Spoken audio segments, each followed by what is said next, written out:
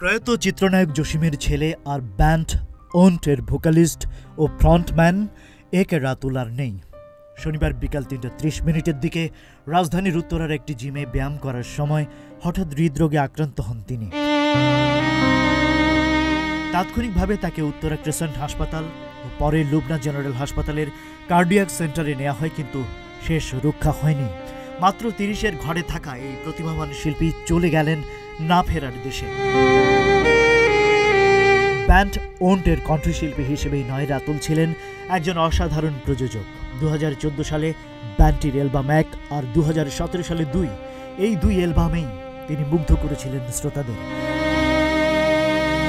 নায়ক জসিমের ৩ ছেলের একজন ছিলেন রাতুল। তবে অভিনয়ের পথে নয়, ৩ ভাই বেছে নিয়েছিলেন সুরের পথ। রাহুল, সামি, রাতুল তিনজনই যুক্ত ছিলেন দেশের ব্যান্ড সঙ্গীতে। রাহুল ট্রেনরেক ও পরাহ ব্যান্ডে, আর রাতুল ও সামি ছিলেন ওন্টের প্রাণ। তার জানাজা অনুষ্ঠিত হয় উত্তরার ৭ নম্বর সেক্টরের পার্ক মসজিদে। শিল্পীর ইচ্ছা অনুযায়ী তাকে তার বাবা জসিমের কবরের পাশেই সমাহিত করা হয়েছে। এই হঠাৎ বিদায়ে ভেঙে পড়েছে সঙ্গীতাঙ্গন। ভক্তদের চোখে জল, কণ্ঠে শুধুই একটি কথা, এত তাড়াতাড়ি চলে যাওয়ার ছিল না রাতুল। চিরকাল বেঁচে থাকবে তার গাওয়া সেই গানগুলোই। তুমি আছো হৃদয়ে, রক সঙ্গীতের রত্ন একে রাতুল। Rajib Raihan, news flash 71।